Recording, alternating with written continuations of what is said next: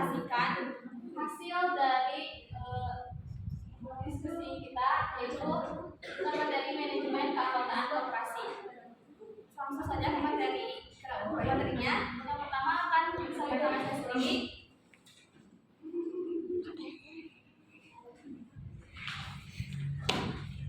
Pengadaan keanggotaan koperasi. Pengadaan keanggotaan koperasi merupakan fondasi penting bagi keberlangsungan dan pertumbuhan koperasi. Pengadaan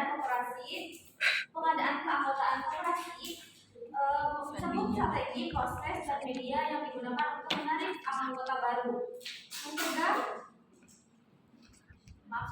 memegang peranan krusial dalam memastikan koperasi memiliki basis anggota yang kuat, partisipatif, dan selaras dengan tujuan koperasi. Pengadaan keanggotaan koperasi bukan hanya sebatas formulir pendaftaran atau brosur informasi. Lebih dari itu, ini mencakup keseluruhan strategi dan upaya yang dilakukan koperasi untuk menarik calon anggota baru. Komunikasikan nilai dan manfaat keanggotaan serta membangun citra positif koperasi di mata masyarakat. Dalam era digital dan pertumbuhan sosial yang dinamis, pengadaan keanggotaan koperasi perlu terus berinovasi dan beradaptasi agar tetap relevan dan efektif. Pastinya beberapa strategi dalam pengadaan keanggotaan koperasi yang relevan berikut. Yang pertama, pemanfaatan platform digital, yaitu seperti website, media sosial, pendaftaran online, juga acara-acara webinar secara online. Lalu yang kedua, ada penekanan pada nilai dan dampak sosial koperasi. Ada komunitas nilai koperasi, lalu program keanggotaan berbasis komunitas. Itu tujuannya membangun program keanggotaan yang berfokus pada pembentukan komunitas dalam jaringan sosial di antara anggota. Lalu yang ketiga, segmentasi target pasar. Ada identifikasi target pasar, seperti koperasi perlu mengidentifikasi target pasar yang spesifik untuk pengadaan keanggotaan. Segmentasi dapat dilakukan berdasarkan usia, profesi, minat atau kebutuhan kelompok masyarakat tertentu. Lalu yang keempat, ada tantangan dalam pengadaan keanggotaan koperasi. Di situ persaingan dalam keanggotaan keuangan lain dan platform teknologi digital. Itu tujuannya koperasi menghadapi persaingan tetap dari lembaga keuangan lain seperti bank atau fintech dan platform ekonomi digital yang menawarkan layanan serupa dengan proses yang lebih cepat dan mudah diakses.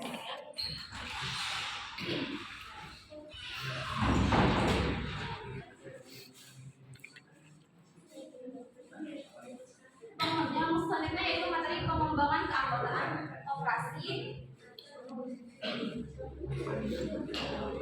Pengembangan merupakan peningkatan penguasaan pengetahuan dan keterampilan, khususnya mengenai prinsip atau sendi-sendi dasar koperasi, teknik koperasian sebagai organisasi ekonomi yang berwatak sosial, teknik usaha produktif, permodalan, pembelian penjualan akuntansi, dan lainnya melalui pendidikan dan pelatihan yang terprogram.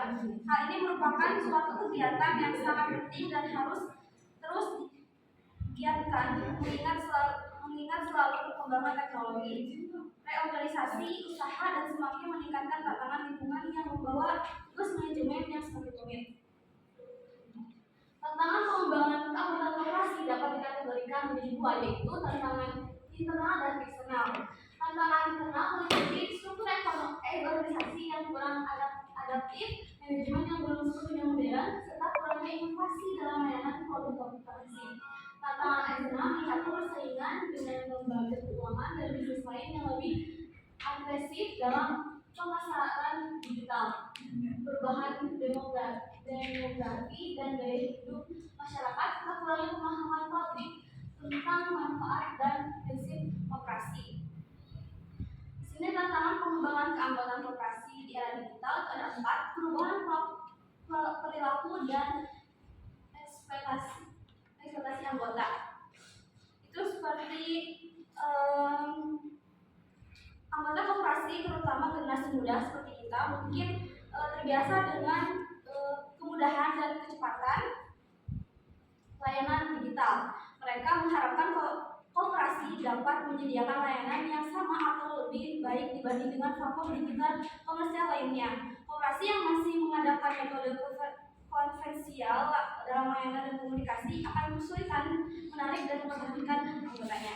Yang kedua ada persaingan dan lembaga keuangan dan bisnis digital. Di sini lembaga keuangan dan bisnis digital semakin agresif dalam menawarkan layanan yang serupa dengan koperasi, bahkan dengan inovasi yang lebih menarik dan berbasis teknologi. Yang ketiga ada kurangnya literasi digital dan infrastruktur. Tidak semua anggota koperasi memiliki literasi digital yang memadai, terutama anggota yang berada di wilayah pedesaan atau kelompok usia yang lanjut. Selain itu, keterbatasan infrastruktur internet di beberapa daerah juga menjadi kendala dalam implementasi strategi pengembangan keanggotaan berbasis digital. Ketiga, ada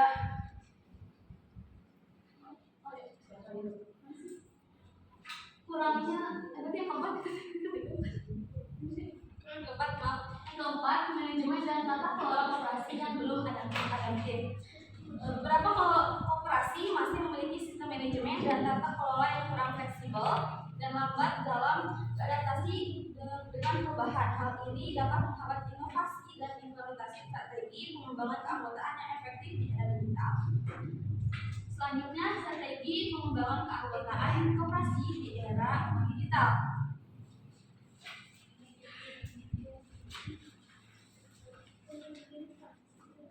Yang pertama ada digitalisasi proses keanggotaan.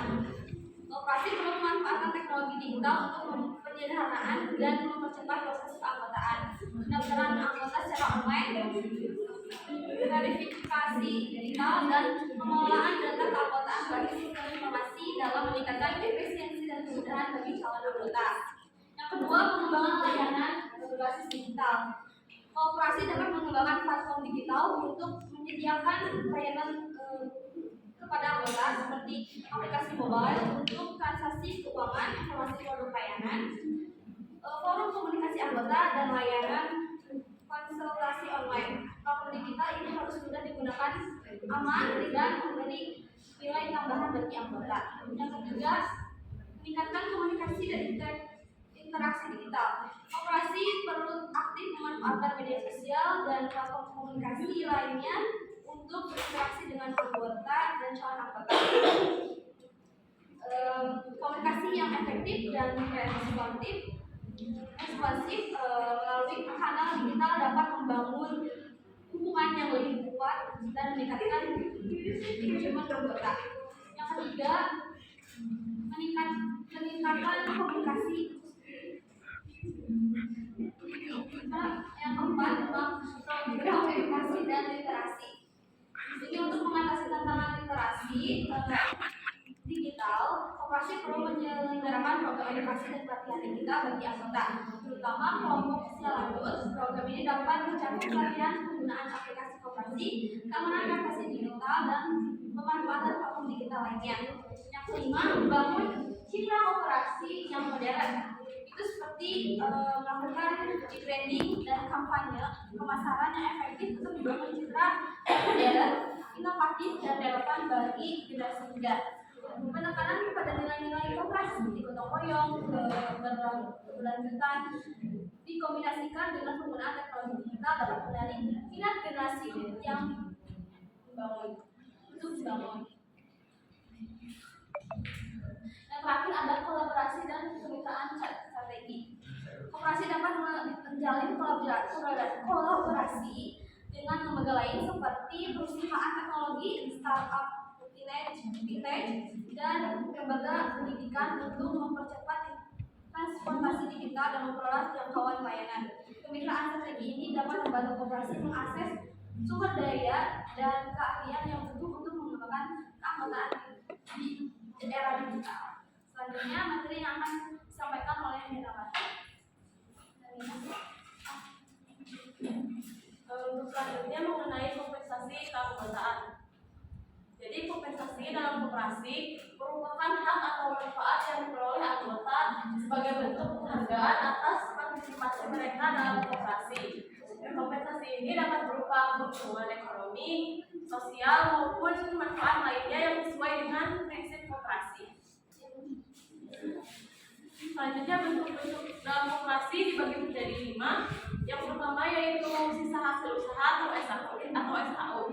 SHU yaitu keuntungan yang diperoleh koperasi setelah dikurangi biaya operasional dan kewajiban lainnya.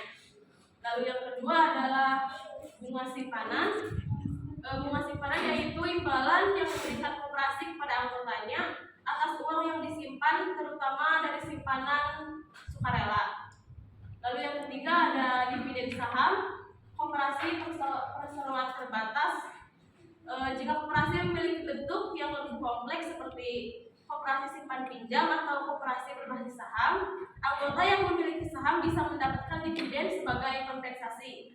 Lalu yang keempat ada layanan dan fasilitas khusus. Berbagai kemudahan yang diberikan kepada anggota seperti simpan pinjam, pembagian SHU, harga barang yang lebih murah, dan prioritas lainnya. Lalu yang terakhir ada pinjaman jaminan sosial dan kesejahteraan, yaitu beberapa koperasi memberikan manfaat tambahan seperti asuransi kesehatan, bantuan dana pendidikan, atau program kesejahteraan lainnya. Selanjutnya ada prinsip dasar dalam koperasi. Dalam kompensasi keanggotaan koperasi dibagi menjadi 3. Yang pertama yaitu asas kekeluargaan dan gotong royong. Jadi maksudnya adalah pembagian keuntungan harus dilakukan secara adil berdasarkan kontribusi masing-masing anggota. Lalu yang kedua ada partisipasi anggota. Jadi kompensasi yang diterima harus mencerminkan seberapa besar anggota berkontribusi terhadap koperasi baik dari segi modal maupun transaksi. Lalu yang terakhir ada kesejahteraan. Jadi selain memberikan keuntungan kepada anggota, koperasi juga harus mempertimbangkan keberlanjutan usahanya agar tetap memberikan manfaat jangka panjang bagi setiap anggotanya. Untuk materi selanjutnya yaitu mengenai pengintegrasian keanggotaan koperasi. Pengintegrasian keanggotaan koperasi merupakan proses menghubungkan dan mengoptimalkan peran serta anggota dalam koperasi agar dapat berkontribusi secara maksimal terhadap perkembangan dan keberlanjutan usaha koperasi. Keanggotaan dalam koperasi bersifat sukarela dan terbuka.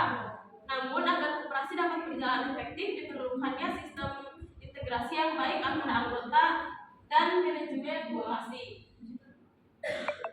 Proses pengintegrasian keanggotaan ada 5 proses. Yang pertama yaitu penerimaan anggota baru. Jadi penerimaan anggota baru yaitu proses penerimaan yang biasanya melibatkan masuk. Untuk selanjutnya yaitu proses pengintegrasian keanggotaan. Ada 5 tahap. Yang pertama penerimaan anggota baru. Proses penerimaan anggota biasanya melibatkan pengisian formulir pendaftaran, pembayaran simpanan pokok dan wajib, serta pembekalan mengenai hak dan kewajiban anggota. Lalu yang kedua adalah pendidikan dan pelatihan keanggotaan. Pendidikan dan pelatihan keanggotaan bertujuan untuk meningkatkan kesadaran anggota agar mereka aktif berpartisipasi dalam setiap kegiatan.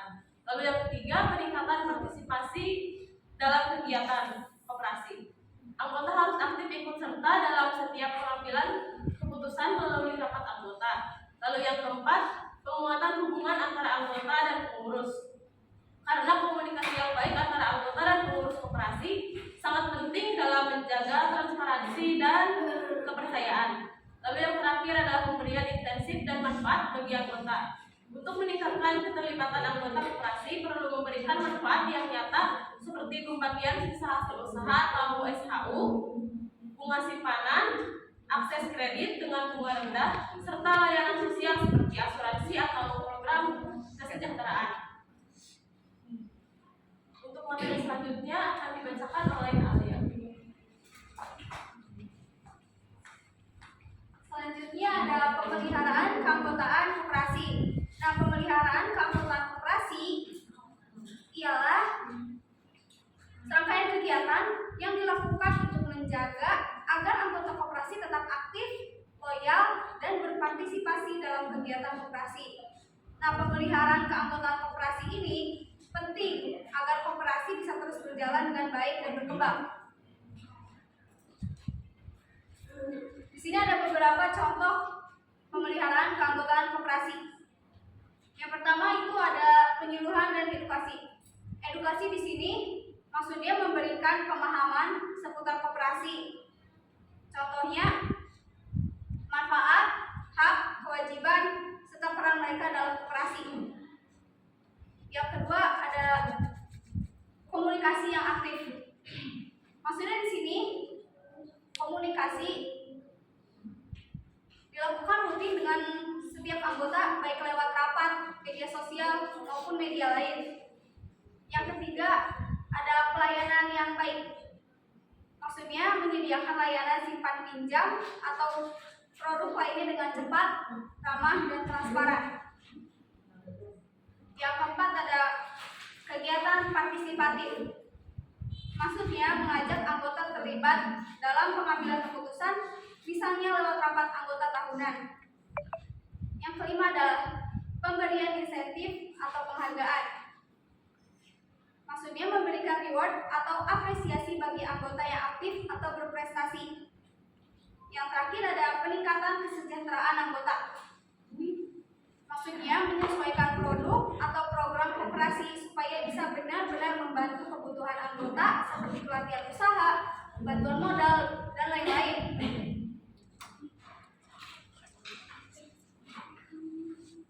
Selanjutnya ada pemutusan hubungan keanggotaan koperasi. Pemutusan ini maksudnya memutuskan hubungan antar keanggotaan koperasi di mana seseorang tidak lagi menjadi anggota koperasi baik karena kehendak sendiri maupun karena alasan tertentu yang diatur dalam anggaran koperasi.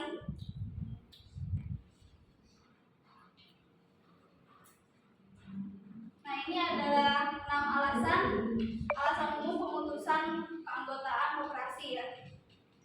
Yang pertama yang paling umum adalah mengundurkan diri. Anggota secara sukarela mengajukan pengunduran diri dari koperasi, biasanya dengan surat resmi.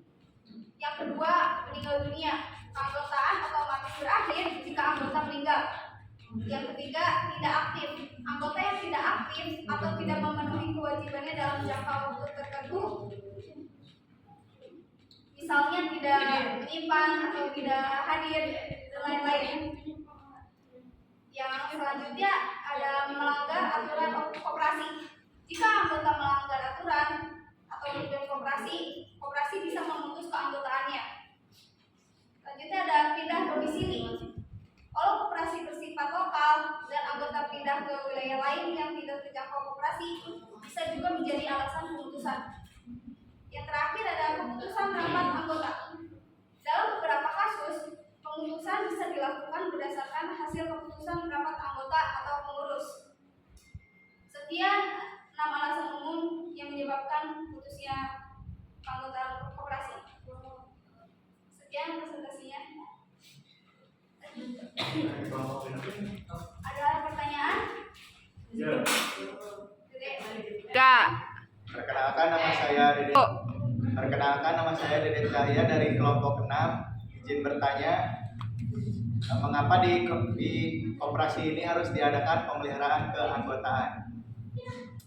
Perkenalkan, nama saya Desi Sumedol dari kelompok 3. Izin bertanya, faktor-faktor apa saja yang perlu dipertimbangkan dalam proses pengadaan anggota koperasi yang efektif?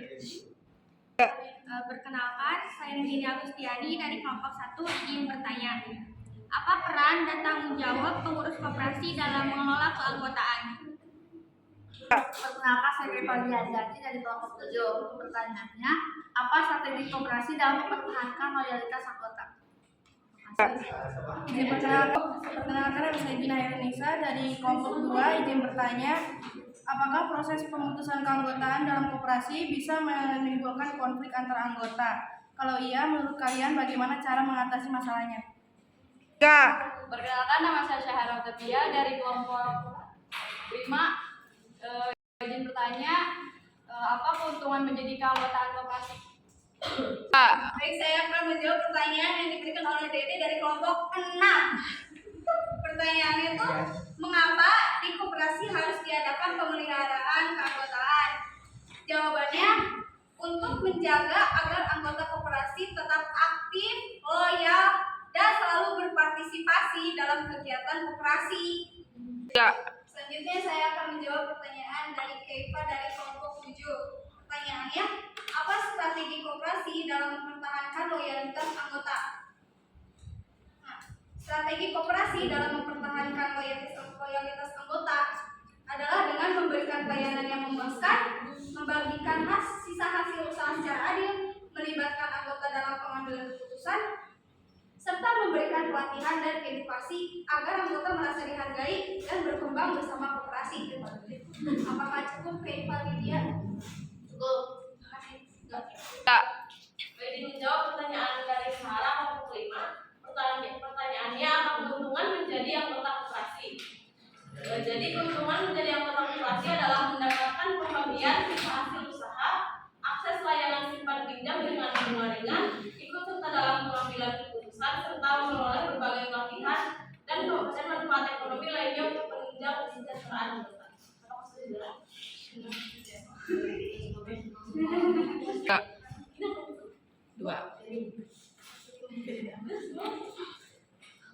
Izin menjawab pertanyaan dari kelompok 2 dari Gina. Pertanyaannya, apakah proses pemutusan keanggotaan dalam koperasi bisa menimbulkan konflik antara anggota atau dengan pengurus?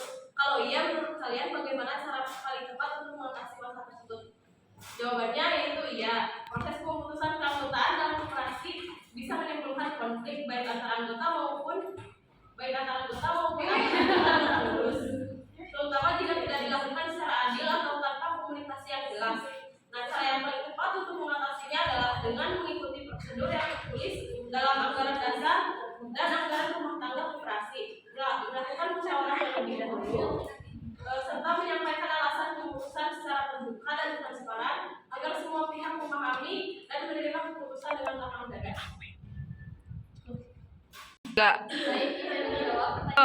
Izin menjawab pertanyaan dari kelompok 1. Pertanyaannya yaitu, apa peran dan tanggung jawab pengurus koperasi dalam mengelola keanggotaan? Peran dan tanggung jawab pengurus koperasi dalam mengelola keanggotaan adalah memastikan anggota mendapat pelayanan yang baik, menjaga komunitas yang efektif, mengedukasi anggota tentang hak dan kewajiban, serta mendorong partisipasi aktif agar koperasi berjalan sesuai dengan tujuan bersama. Lalu pertanyaan dari Christine yaitu, faktor-faktor apa saja yang perlu dipertimbangkan dalam proses pengadaan anggota koperasi yang efektif? Jawabannya yaitu, pertama, kesesuaian dengan tujuan, memastikan calon anggota memahami, setuju dan dengan prinsip dan keanggotaan koperasi. Yang kedua, potensi kontribusi, kebutuhan dan harapan, seperti memahami apa yang dicari calon anggota dari keanggotaan koperasi, lalu keterbukaan dan cedera, dan juga informasi yang jelas, menyampaikan informasi yang lengkap tentang hak, kewajiban dan risiko menjadi anggota. Cukup sekian informasi dari kelompok kami. Mohon maaf ada kekurangan. Wassalamualaikum warahmatullahi wabarakatuh.